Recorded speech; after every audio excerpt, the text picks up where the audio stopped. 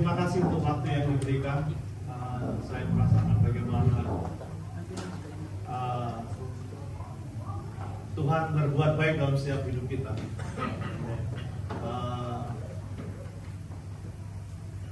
Ini bukan pertama kali sebelum saya ke Melbourne. Sebenarnya saya sudah ke 3 atau 4 kali. Pertama tahun 90, satu. Terakhir kalau nggak salah 2017 ya sih.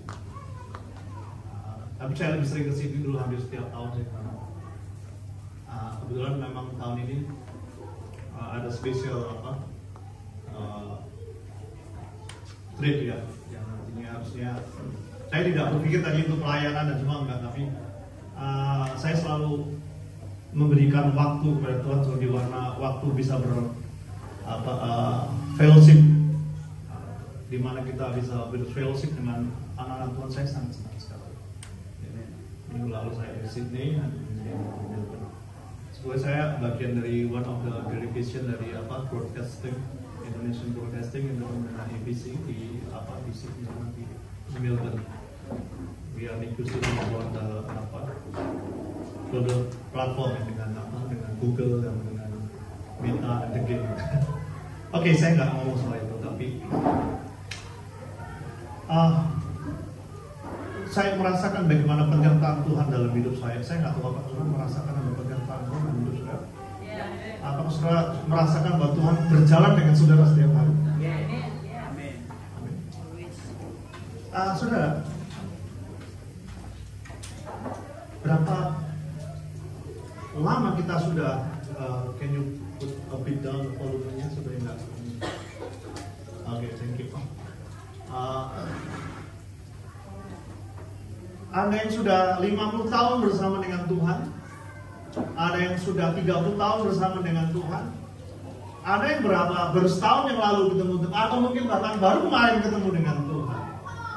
Ada orang yang melayani Tuhan sudah puluhan tahun yang lalu, ya kan? Bisa juga baru berapa bulan yang lalu, atau baru kemarin join dengan tim musik main. Bisa saja, ya kan? Tapi satu hal seringkali ada sesuatu yang membuat kita kadang-kadang tidak merasa berjalan dengan Tuhan. Kita ke gereja, kita main musik, melayani, tapi hati kita tidak merasa bahwa kita sedang berjalan dengan Tuhan. Tadi kita nyanyi Tuhan, kalau Engkau gak besertaku, aku tidak akan berjalan. Tapi pada kenyataan tiap hari kita jalan kan? Kita pergi ke kerja, kita pergi ke kota, kita pergi ke storage, kita pergi ke tempat yang lain. Tetap kita berjalan, kita tetap bergerak. Nah, yang jadi masalah adalah apakah Tuhan ada bersama dengan kita? Pada mulanya adalah firman itu bersama-sama dengan Allah, dan firman itu adalah Allah. Kalau Anda ingin berjalan dengan Tuhan, dengan Allah, kita harus berjalan dengan firman. Kalau Anda tidak mau berjalan dengan firman, Anda tidak bisa berjalan dengan Allah, dengan Tuhan itu. Nah, kadang-kadang kita mau berjalan dengan Tuhan, tapi kita tidak mau berjalan dengan firman Tuhan. Bisa membedakan ya. Kadang-kadang kita mau berjalan dengan Tuhan, tapi kita tidak mau berjalan dengan firman Tuhan. Kenapa? Karena firman Tuhan itu harus kita baca, harus kita renungkan, dan harus kita jalankan. Nah, kadang-kadang dengan Tuhan kita sekedar cuma aja, oke Tuhan, saya dengar Tuhan, siap Tuhan.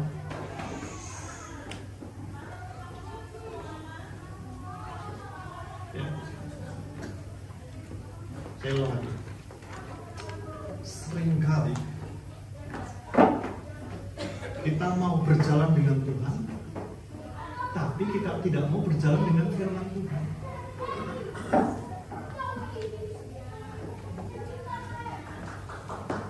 Kita mau berjalan dengan Tuhan, tapi kita tidak mau diatur oleh firman Tuhan. Pada mulanya adalah firman. Firman itu bersama-sama dengan Allah, dan firman itu adalah Allah.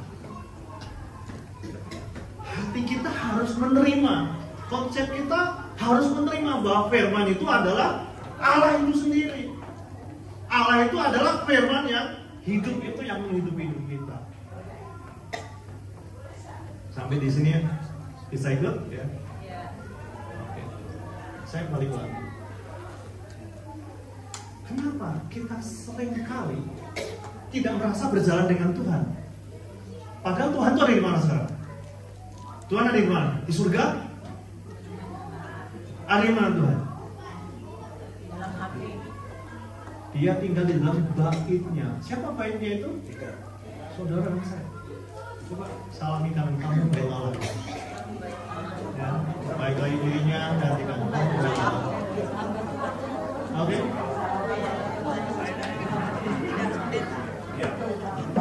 Sekarang ingat kamu. Tuhan tinggal di dalam baitnya. Tuhan tinggal di dalam baitnya. Baitnya siapa? Saya. Baitnya siapa? Saya.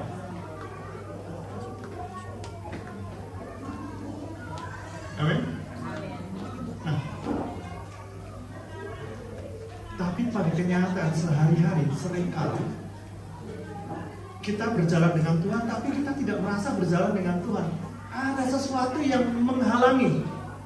Ada sesuatu yang membuat kita tidak percaya. Ada sesuatu yang membuat kita tidak tahu kalau kita sedang berjalan sama Tuhan. Alkitab pernah menulis satu kisah tentang orang yang berjalan di Emmaus. Saya buka lagi ya. Saya buka Alkitab saya.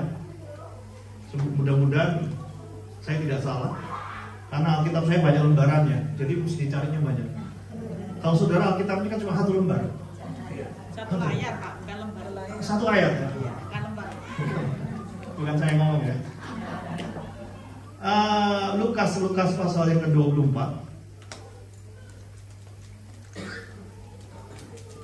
Alkitab saya halaman 116, Perjanjian Baru, bukan Perjanjian Lama. Dulu kan ada Alkitab Perjanjian Lama sendiri, Perjanjian Baru sendiri kan, kita pisah-pisahkan. Seringkali kita malas bawa Perjanjian Barunya, lamanya kita selalu bawa yang apa, warnanya biru kalau nggak salah ya, kecil tuh, kecil ya.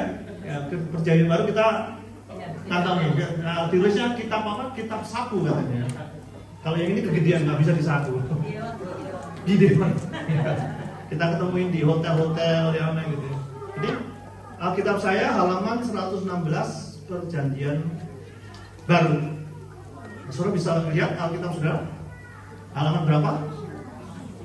Halaman pertama. Oke, judulnya saya ingin ajak saudara lihat ayat yang ke-13 semua. Judulnya apa di atas itu? Yesus menampakkan apa? Diri di jalan ke Emmaus. Kita baca ya supaya kita punya apa? Gambaran. Pada hari itu juga dua orang dari siapa? Ingat ya, dua orang ini murid, bukan orang Yahudi, bukan orang apa lagi hari itu yang belum percaya Tuhan. Samaria, siapa lagi ya? Pokoknya nggak kenal Tuhan, belum jadi muridnya. Tapi kalau kita mencatat situ adalah ada dua orang dari murid Yesus pergi ke sebuah kampung bernama apa? Emmaus, yang terletak kira-kira 7 mil jauhnya dari Yerusalem. Kalau tadi saya dari kota ke sini berapa mil ya? 1 mil ya? Oh 1 jam? Ya kira-kira 30 mil gitu. Oke. Karena naik mobil nggak kerasa. Ini kita kita mencatat bahwa kira-kira berapa? 7 jauhnya dari Yerusalem, dan mereka bercakap-cakap tentang siapa? Segala sesuatu yang telah terjadi. Nah ini, bukankah kita sering ngobrol di gereja? Kita cerita tentang kehidupan apa yang sedang terjadi dengan sesama jemaat Tuhan, sesama murid Tuhan. Berapa seringkali kita selalu kita cerita, kita sharing, kita ngobrol, kita Tuhan itu begitu, Tuhan itu menolong saya. Berapa sering kita melakukan pembicaraan itu? Jangan-jangan dua murid itu juga lagi sedang berbincang-bincang hal yang sama yang sering kita obrolin. Yang pasti dia nggak gosip. Dia nggak ngomong gini itu karena istrinya begini-gini. Enggak, dia nggak ngomong begitu. Kamu tahu nggak, dia tuh anaknya begini. Enggak, dia nggak akan ngomong gitu karena sedang terjadi sesuatu terkait dengan keberadaan Tuhan Yesus. Saudara, kalau di gereja ngobrolin Tuhan Yesus atau ngobrolin siapa? Gosipin Tuhan atau gosipin tetangga? Cara dulu yang pertama ya. Oke, lanjut lagi.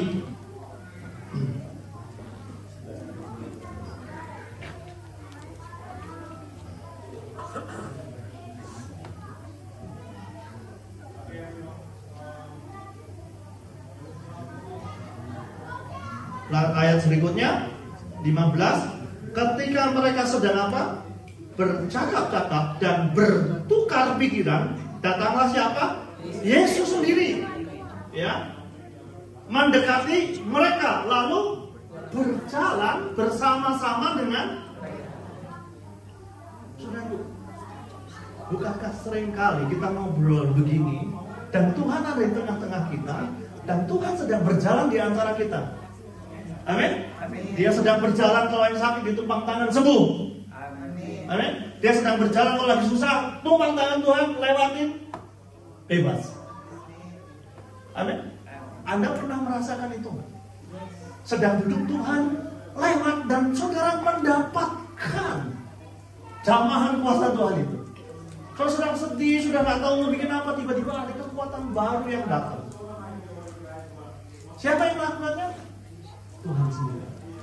Tuhan mengatakan, datanglah Tuhan mendekati mereka dan berjalan bersama-sama dengan.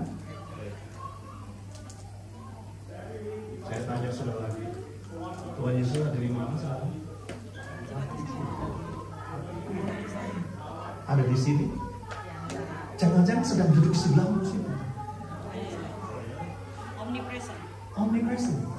Dia nggak cuma duduk siu, tapi dia ada di dalam hatimu. Tapi dia juga ada di dalam hatimu. Tuhan datang dan berjalan bersama dengan dua muridnya tadi. Tapi perhatikan ayat-ayat berikutnya. Apa yang ditulis di sini? Tetapi apa saudara? Ada sesuatu yang apa? Menghalangi mata mereka. Sehingga mereka apa? Tidak mengenal dia. Can you imagine? Bisa nggak saudara Raja? Di sebelah saudara ada dulu. Tiba-tiba dia ngomong, siapa ya? Saya nggak kenal, saya nggak tahu. Ini dua murid yang biasa duduk dengan Tuhan Yesus, yang dengerin Tuhan khotbah, yang dengerin Tuhan ngajar, bahkan ikut melihat mujizat yang dua apa? Ketul 5 roti, 2 ikan. Salah 5. Ya itulah pokoknya. Dia sudah lihat mujizat itu. Dia melihat bagaimana Tuhan menyembuhkan yang tuli mendengar, yang buta melihat. Dua murid itu lihat nggak? Ada di situ nggak? Tetapi tiba-tiba dalam perjalanan ke Emmaus itu, dia bertemu dengan Tuhan dan Tuhan berjalan dengan dia. Dia tidak tahu kalau Tuhan sedang berjalan dengan dia.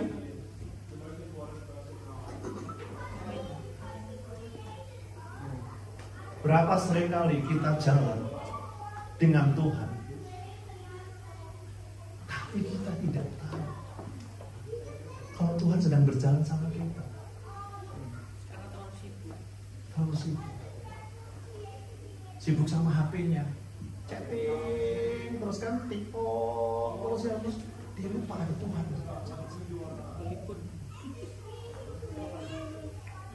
Kalau mau tidur berdoa atau buka TikTok?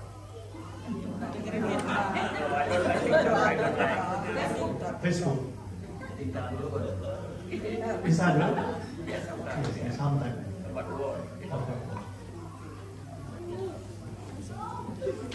Berapa lama berdoanya? Berapa lama dengan HP-nya? Berdoa kan nggak harus tutup mata. Lamanya HP-nya, lama HP-nya. Doa mungkin 2 menit udah ngantuk. Tidur HP-nya masih nyala, tapi batu-batu masih bunyi klek klak gitu. Itu namanya penghayatan. Ada sesuatu yang menghalangi kita sehingga kita tidak melihat Tuhan. Ada yang menghalangi kita sehingga kita tidak merasa ada Tuhan. Kita lebih merasa HP kita ada di tangan kita daripada Tuhan yang di dalam hati kita. Ini real. Ini real.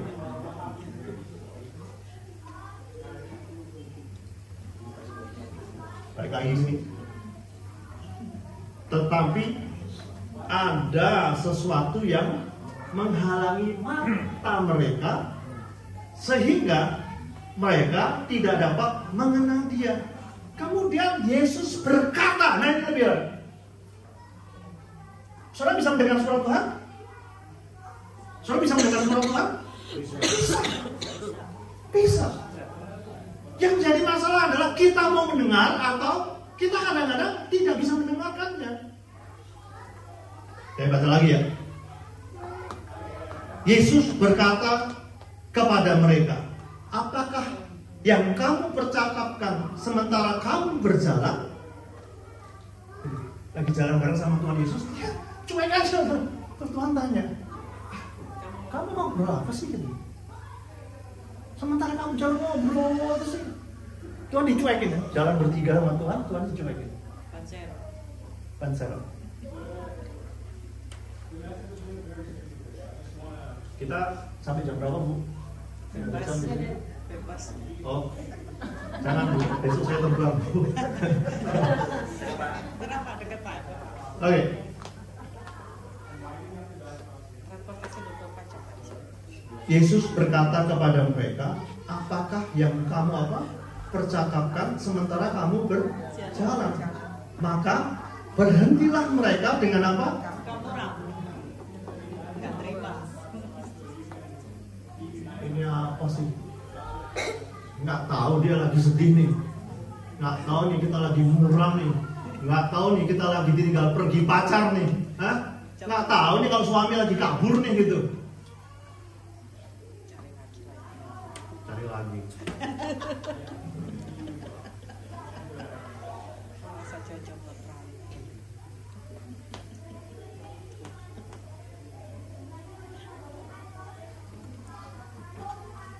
Maka berhentilah mereka dengan muka muram. Seorang dari mereka namanya Kleopas menjawabnya, adakah engkau satu-satunya orang asing di Yerusalem yang tidak tahu apa yang terjadi di situ pada hari-hari belakangan ini? Bayangin. Dia malah ngomong, Tuhan, emang lu gak tahu? Dia ngomong dengan Tuhan yang maha tahu, tapi dia berpikir bahwa Tuhan itu gak tahu apa-apa. Bukankah seringkali kita komplain sama Tuhan? Tuhan gak tahu hati saya. Tuhan gak tahu apa yang menjadi perasaan saya kan Tuhan. Seringkali kita berdoa begitu, kita ngobrol sama Tuhan begitu. Tuhan kira-kira ngerti gak sih apa yang sedang saya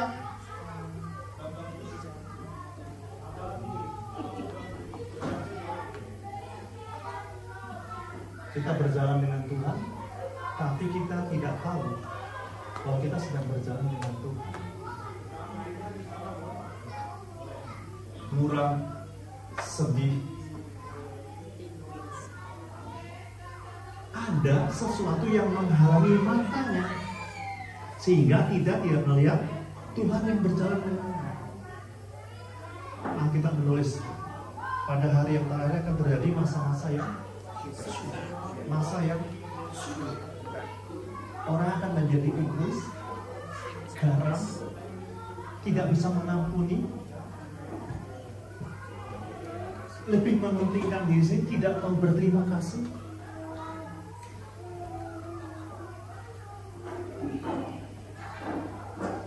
secara lahiriah dikatakan mereka itu beribadah, tapi mereka memungkiri ibadah.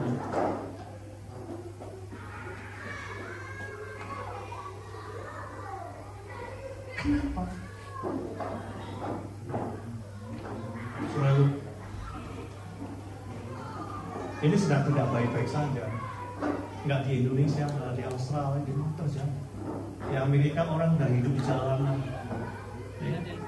Mereka boleh ngambil nyuri barang di toko, pokoknya kalau di bawah $900 terserah, nggak apa-apa. So bisa bayangkan itu storage sama itu Pak, grocery sama nggak hancur, nggak bangkrut. Diambil 500 kok yang ngambil 20 orang. Saya punya teman baru pulang dari Amerika, di cerita saya. Gila Amerika. Dia di bawah mobil digedor-gedor. Pecahin kaca yang diminta itu. Apakah kita akan menunggu sampai kejadian dan keadaan seperti itu baru kita melihat Tuhan?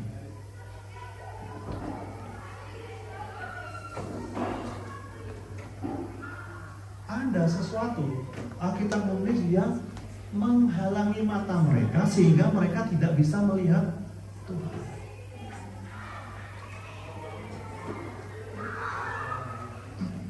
Saya mencatat ada 2 hal saja. Ada banyak yang sebelum saya ingin, saya ingin mencatat 2 hal saja. Apakah hal yang membuat kita kadang-kadang tidak merasa dan bahkan kita berpikir bahwa Tuhan jauh dari kita? Yang pertama itu seringkali adalah kekhawatiran kita. Hidupnya penuh kekhawatiran. Duitnya banyak, saya tetap aja khawatir. Punya suami tetap aja khawatir, takut dicomot orang. Ya. Punya kerjaan yang baik, tapi masih khawatir. Besok kira-kira masih bisa bekerja nggak ya? Badannya sehat, tapi khawatir. Jangan-jangan. Alkitab katakan apa? Apa yang kau katakan, apa yang kau pikirkan, dan apa yang kau itulah imanmu, dan jadilah seperti.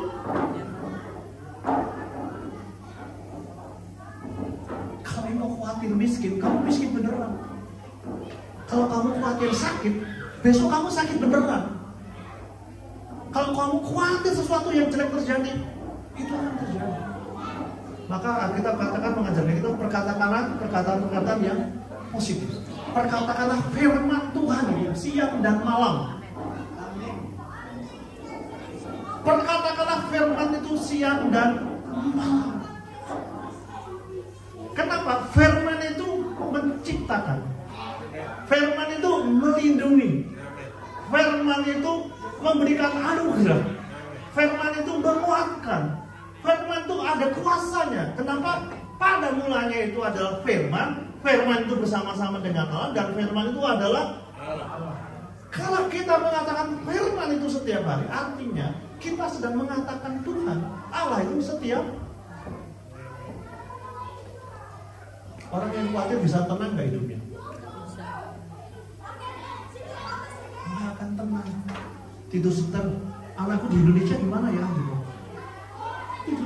Indonesia dikhawatirin. Apa yang bisa menambah? Alkitab menulis, kalau kamu khawatir apakah yang bisa menambahkan satu?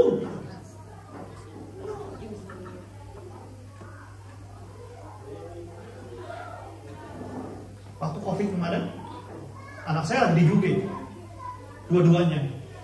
Kita di rumah berdua. Saya ngurusin banyak, ada keluarga, ada tetangga, ada apa karyawan kita yang setiap hari kita ngurusin bagi-bagiin apa namanya itu?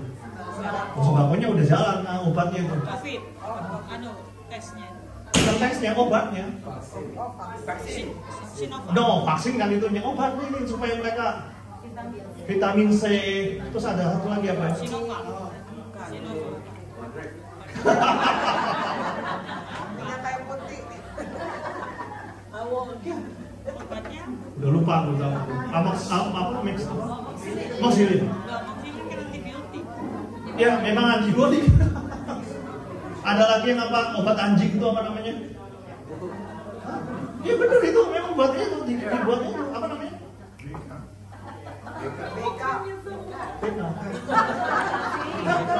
Ini karena kalau itu dilihat secara itu memang itu obat untuk anjing sakit tapi dikasihkan ke orang itu tapi sembuh tuh gimana?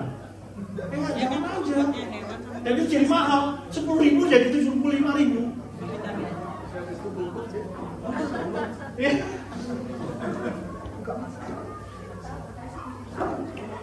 Nah kita terus ini. Jadilah tenang supaya kamu dapat apa? Kalau kamu nggak tenang, mana bisa berdoa? Kalau kamu khawatir, pasti nggak tenang dan pasti nggak bisa berdoa. Aku kalau nggak bisa berdoa, ya sudah, lewat sama Tuhan. Kita nggak akan bisa merasakan dari Tuhan. Hadiratmu Tuhan, ku rasakan keputusan Tuhan. Aku nggak bisa merasakan dari Tuhan. Kalau udah khawatir, udah nggak tenang, udah pasti nggak bisa berdoa, nggak bisa masuk hadirat Tuhan, nggak bisa melihat Tuhan. Yang kedua, yang satu dia apa? Khawatir. Ayatnya banyak banget. Saudara googling sendiri pasti ketemu banyak. Nggak usah disebut satu-satu. Yang kedua adalah takut. Ketakutan.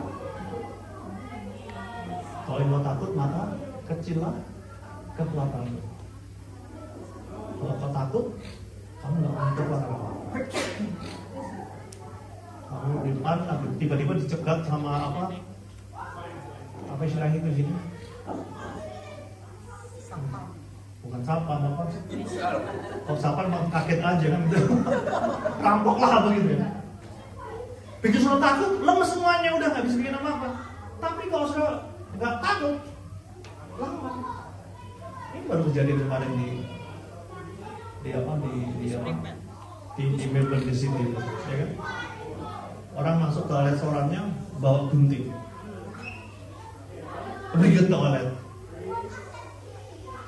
Begitu diketok-ketok suruh keluar, dia todongin guntingnya, lemes itu, kan takut. Tapi ada satu perempuan yang kenapa takut? Telepon polisi itu, jadi apa? Kebuka, bisa berpikir. Tapi kalau udah takut, ya tadi kekuatannya hilang. Nggak bisa berpikir, nggak bisa ngapa-ngapain yang lain.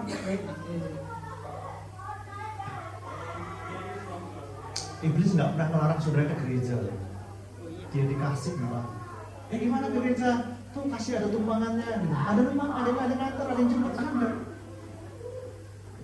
Saya pelayanan di Penang Malaysia itu melayani TKW yang kerja di sana.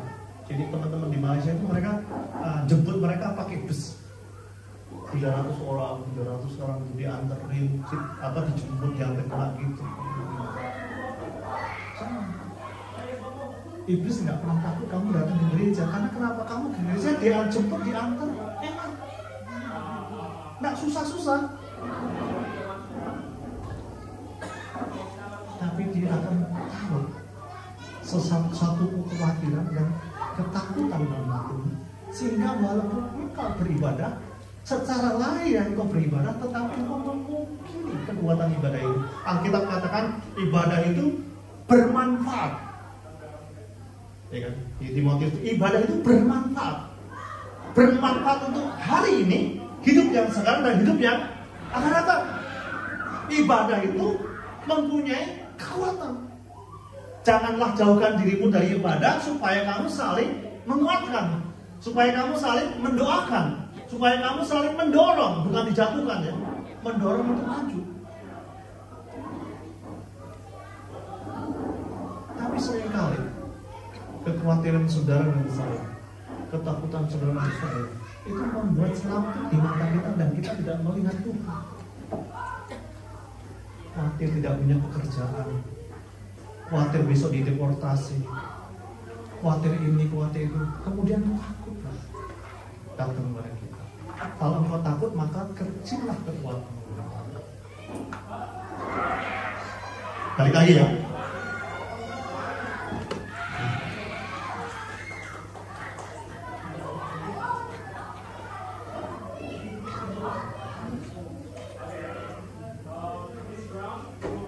Ceritanya ini sudah tahu kan perjalanan Moshe ya. Mereka sudah panjang jalan semuanya, mereka komplit. Tuhan, apa engkau orang yang pertama, yang bukan orang di sini apa-apa semua, ya kan?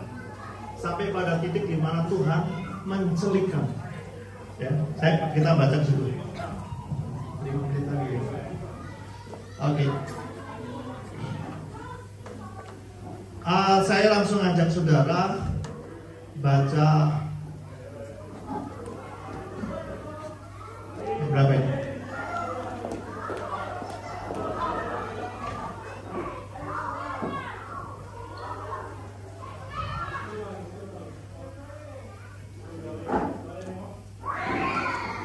Ayat yang ke-30. Kita lompat saja supaya langsung selesai. Diceritakan tentang apa yang terjadi, ya kan, amal perjamuan apa. Saya sudah baca yang 30. Semua? Sudah ketemu semua? Waktu ia duduk makan dengan mereka, ia mengambil apa? Roti, mengucap berkat, lalu apa? Memecah-mecahkannya dan memberikannya kepada mereka. Ayat yang ke-31 kita baca sama-sama ya. 2, 3. Ketika itu terbukalah mata mereka dan mereka pun mengenal dia, tetapi ia lenyap dari tengah-tengah mereka.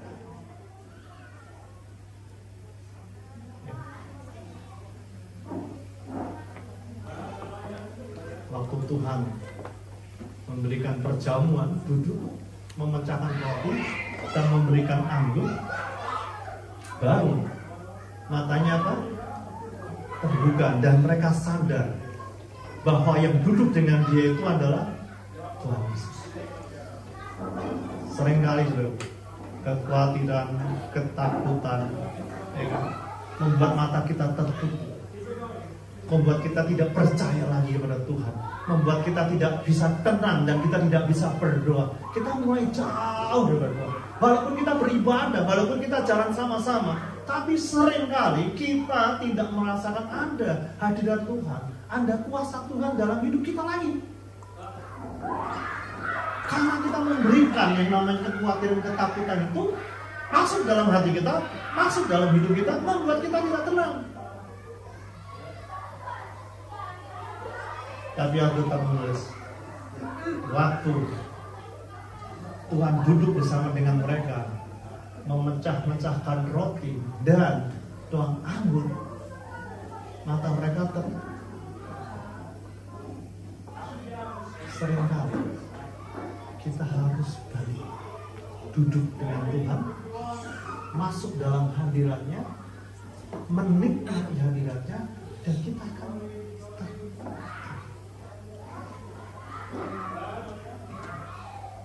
saudara, saya tidak akan mengatakan bahwa hidup ini akan enak terus. Hidup itu mudah-mudah tidak. Saya 2 minggu yang lalu sebelum berangkat ke Australia, saya hampir batal. Saya dalam keadaan tidak nyaman sama sekali, nggak bisa berdoa, nggak baik. Saya berdoa, saya terus. Sampai saya malam. Istri saya itu bingung. Di kamar sama-sama, saya duduk, saya bahasa roh sendiri, saya mengerang sendiri. Kamu kenapa? Tapi dia tahu ada sesuatu dalam hati saya, ada sesuatu dalam pikiran saya. Tapi saya nggak mau. Saya mau masuk, saya mau selesaikan, saya mau hidup dengan Tuhan, saya mau cari Tuhan. Kadang-kadang di mobil, driver saya itu di mobil, kalau ada tekanan terus saya di mobil, saya teriak aja, saya bahasa roh sampai saya lepas gitu. Supirnya udah tahu, walaupun dia muslim, tapi dia tahu. Saudara, jangan biarkan kekhawatiran dan ketakutan itu menghimpit, membuat mata kita tertutup dan kita tidak tahu berjalan dengan Tuhan lagi. Kalau kita sudah tidak berjalan dengan Tuhan, kita akan mengandalkan kekuatan kita. Kita akan mengandalkan pikiran kita mengandalkan kepandaian kita. Dan kita akan jatuh semakin dalam dan kita akan semakin jatuh. Ya? Tapi kalau kita balik masuk dalam hadirat Tuhan, di hadirat di hadirat aku bebas, di hadirat ada Tuhan kehidupanku, pernyataan kuasa kemuliaan di hadiratmu datang mempersembahkan lagu di hadapan Rajaku. Kenapa? Dalam hadirat Tuhan kita akan menemukan semua. Pada mulanya adalah apa? Firman. Firman itu bersama-sama dengan Allah dan firman itu adalah waktu kita masuk dalam hadirat Tuhan, kita bertemu dengan Tuhan, kita bertemu dengan firman itu. Di dalam hadirat Tuhan kita dibebaskan, kita dimerdekakan, kita dikuatkan. Firman itu kembali. Cukup. Tuhan berkati.